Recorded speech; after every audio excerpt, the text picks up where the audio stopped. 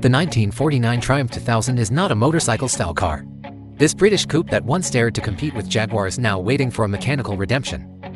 In 180 days, we will restore its former glory. Friends, here comes the first full restoration process of a Triumph 2000 on the internet. The craftsmen first remove all exterior parts of the vehicle. The windshield, doors, and other parts are removed.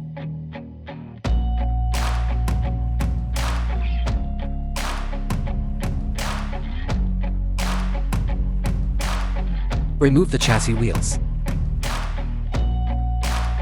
Remove the engine. Take a look at this inline for engine that is more than 80 years old. After disassembly is completed, the paint removal process begins. At the same time, the chassis components are sandblasted to remove rust. After sandblasting, the paint on the body panels has also been completely removed. Now let's check the condition of the body panels. Overall, it's actually quite good. However, this Triumph 2000 was produced in 1949. At that time, steel was scarce in the early post-war period. Therefore, most car bodies used aluminum panels with a wooden frame structure. Although the aluminum shell is not badly damaged, the wooden frame has severely decayed, so it needs to be remade piece by piece. When repairing the body panels, carpenters and metal workers must work together. The difficult part is ensuring the wooden structure fits perfectly with the metal panels. Parts such as the front of the left fender, which are heavily corroded, must be remade. Small holes are repaired through welding and grinding.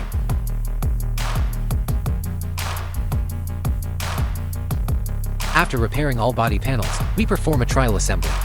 Then adjust the panel curvature and hole positions. At this point, the bodywork is completed. Next comes paint restoration. First, apply body filler to level the surface. Since the body is aluminum, we use a special aluminum alloy filler. Some viewers ask where to buy this filler. You asked the right person.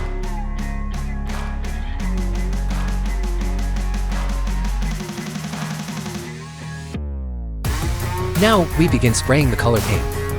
After painting, the surface must be sanded many times. As the craftsmen say, beautiful paint depends on hand sanding. This century-old aluminum body gets a brand new look. Come and see the result. Meanwhile, the upholstery workshop is restoring the seats.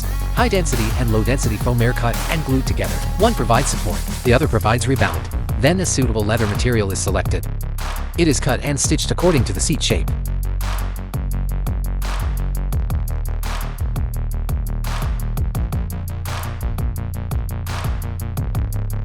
Trim the edges.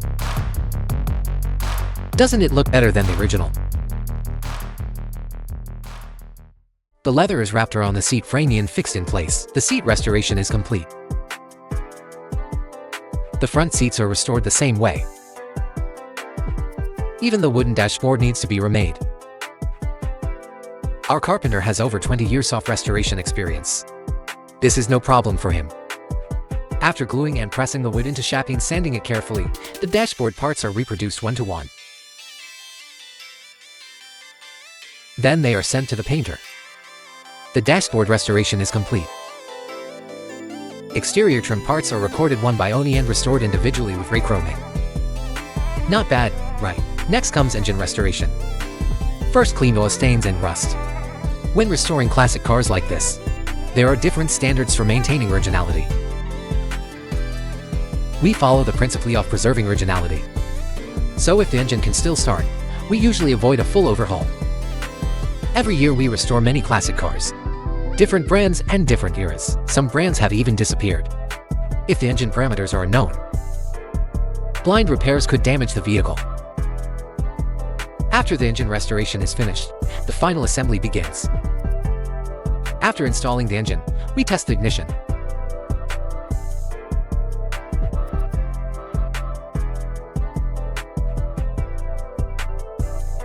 The interior assembly is also being completed simultaneously.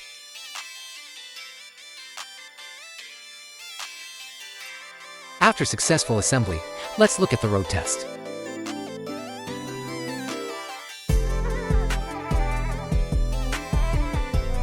We are craftsmen dedicated to restoring classic cars. If you like classic car restoration, check out my homepage.